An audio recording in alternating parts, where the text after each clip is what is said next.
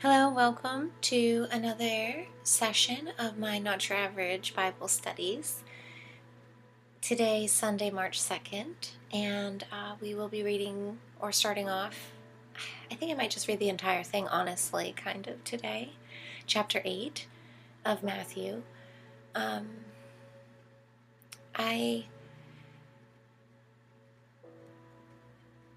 don't have too much as a precursor, I guess, to say, other than welcome. And if you are new, as mentioned, this is, I think, the 13th session of my Bible study so far.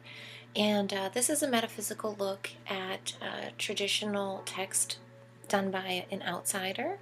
You know, I am not coming from a traditional standpoint, or even really from that knowledgeable of a standpoint, excuse me. I'm really looking at the scriptures with fresh eyes, and for kind of the first time that I have ever read the New Testament. For those who are interested and new, I'm reading this little pocket version, Gideon's King James Version, which I came upon in my world, and decided that I'm going to read this. So thanks for joining. And like I said, I don't have too much of a precursor today, so I'm going to just jump into it. If you are really new, I have a bunch of videos beforehand about why I'm kind of doing this series, this little side venture, and it's off topic from things that I typically do, and I have a couple of videos about why I felt that I was called towards doing this right now at this time, and what my position is, and my kind of background. And I'm not from a religious family, and I never went to church or anything like that as a child, so I don't really have a background or reference points to anchor in the readings, really. But that's another good reason, I think, to do it and to uncover the truths here. And I've been so blown away by the truths reading in this in other language in a way that I would never put it myself or think about it. That's why I started doing these recordings and airing them out and putting them out there, because it was really really tremendous sort of uncovering for me to say, wow, there is actual truth here. So that's what I kind of discuss and I'm going through, and I'm going to be, as I said, I'm in Matthew and reading chapter 8 today. So thank you so much for joining me. And if you're returning, I really appreciate everybody who comes and listens to my content, especially these. Thank you so much. I appreciate your energy and your time and commitment to practice Sacred Sunday, like I'm doing for myself. It's such a wonderful tradition. So here we go. Chapter 8. When he was come down from the mountain, great multitudes followed him. And behold, there came a leper and worshipped him, saying, Lord, if thou wilt, thou canst make me clean. And Jesus put forth his hand and touched him, saying, I will, be thou clean. And immediately his leprosy was cleansed. And Jesus say unto him, See thou tell no man, but go thy way, shew thyself to the priest, and offer the gift that Moses commanded for the testimony unto them. And when Jesus entered into Capernaum, there came unto him a centurion, beseeching him, and saying, Lord, my servant lieth at home, sick of palsy, grievously tormented. And Jesus say unto him, I will come and heal him. And the centurion answered and said, Lord, I am not worthy that thou shouldest come under my roof, but speak the word only, and my servant shall be healed. For I am a man under authority, having soldiers under me. And I say to this man, Go, and he goeth. And to another, Come, and he cometh. And to my servant, Do this, and he doth it.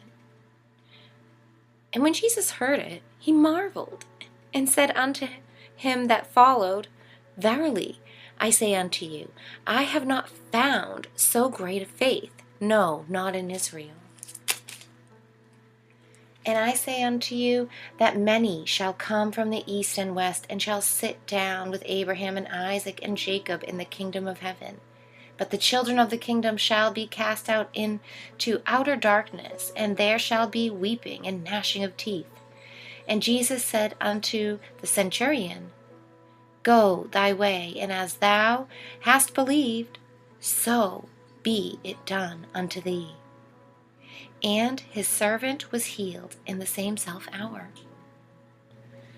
Now, what he says here, and what is given as a depiction of commands and instructions, the way information exchanges and transfers down the line of authority, of connectivity, is, again, such a masterful display of energetic exchange and talking, seeing and observing from a metaphysical standpoint here, talking energetics and thinking of humanity, humans, us, not only just as brothers and sisters, as this intrinsic connected tribe and family from the same roots and, father, but to be likened to cells of a body, and to be all the cells functioning for an organ's health, right? Or an organ functioning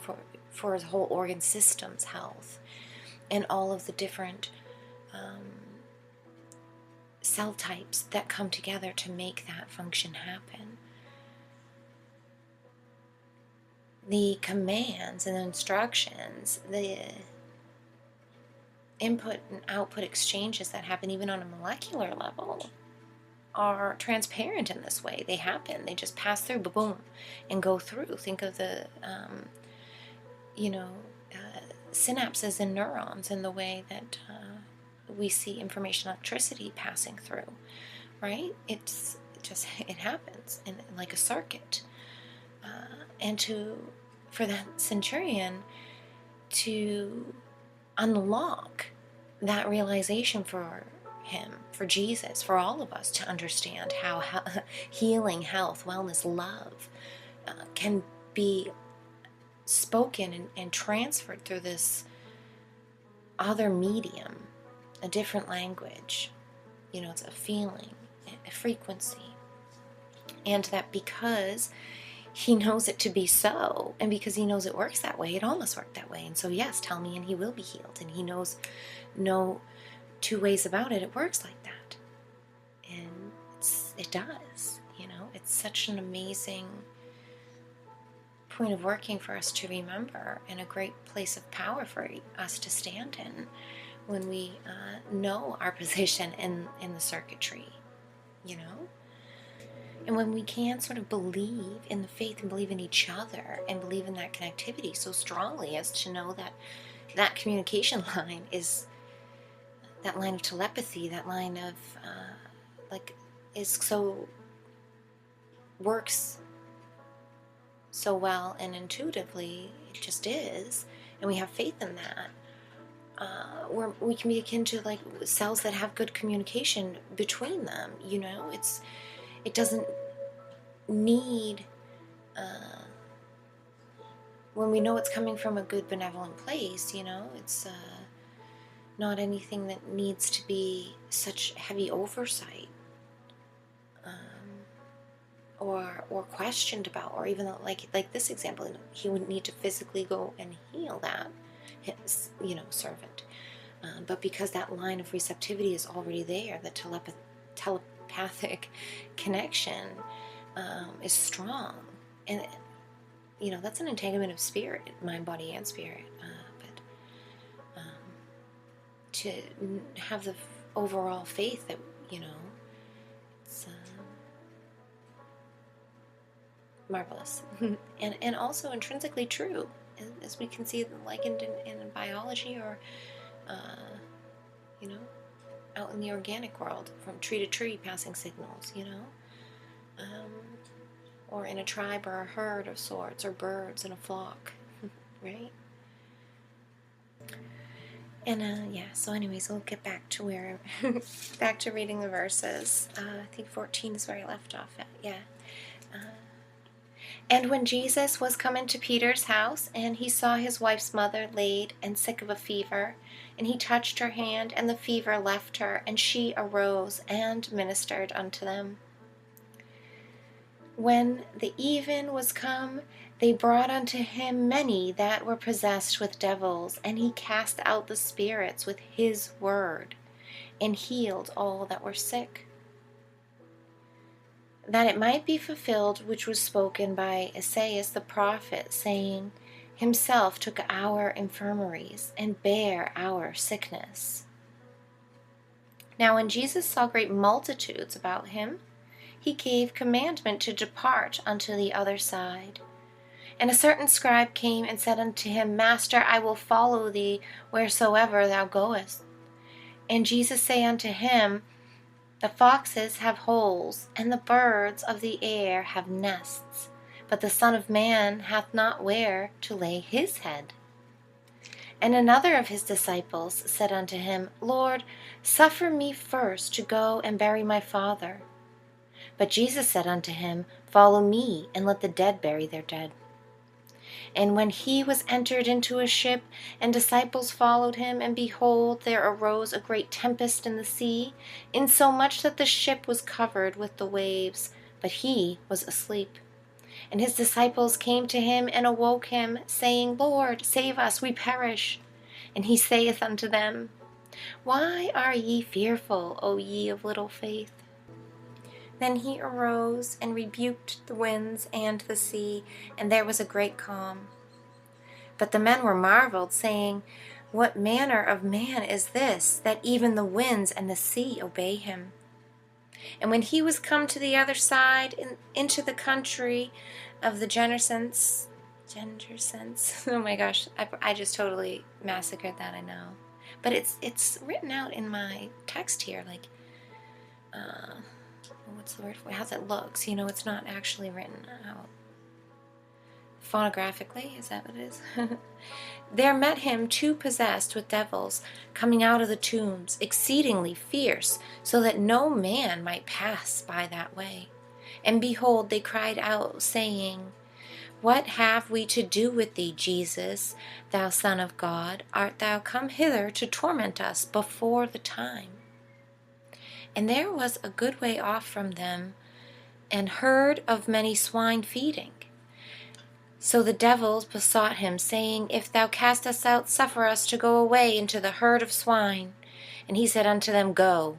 And when they were come out, they went into the herd of swine, and behold, the whole herd of swine ran violently down a steep place into the sea, and perished into the waters. And they that kept them fled, and went their way into the city, and told everything, and what was befallen to the possessed of the devils. And behold, the whole city came out to meet Jesus, and when they saw him, they besought him that he would depart out of their coats. It's kind of a, strange saying, but anyways. What miracles, what extravagant happenings, right? But also, I do believe, that great healings are possible. And, I really like to look into, some of the more historical things, some of the references that are from Eastern traditions and histories, be it whether it's ancient Chinese or Indian. There are a lot of miraculous healings and different practices of energy transmission and healings that I believe he's a great master of, and a student of even, perhaps, as many of different timelines suggest, and different historical references even bring up,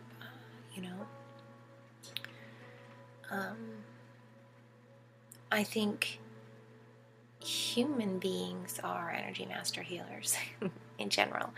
I think we're master creators, energetic beings,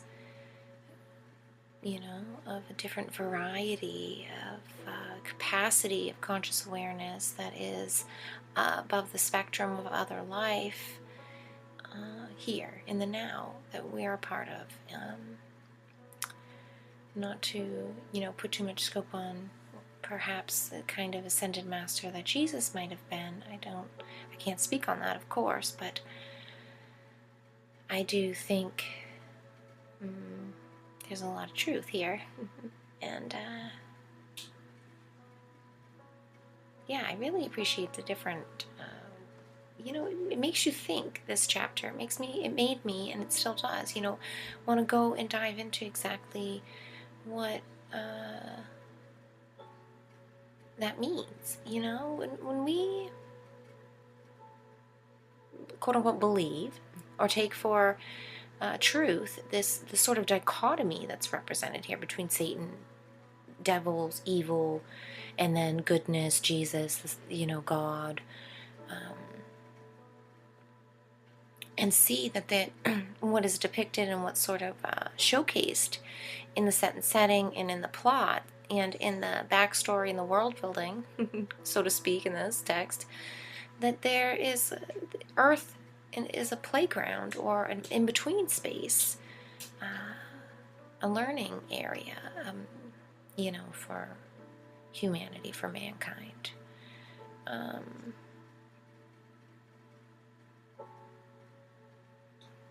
And that's, to me, the most beautiful, thing that it brings around and accepts and it validates. And I truly think that if we could all embrace that, we might be doing better work for ourselves and for all others by extension. But also, it's a simultaneously on purpose. It's not just a happenstance, some kind of random symptomatic thing that happens.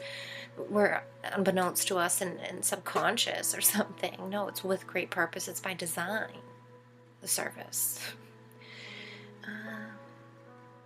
To me, it seems so plain as day, but not to everyone. Certainly not this time that we're at in the world. Certainly not in the time that Jesus supposedly was living in the circumstances that's depicted here in this. Right?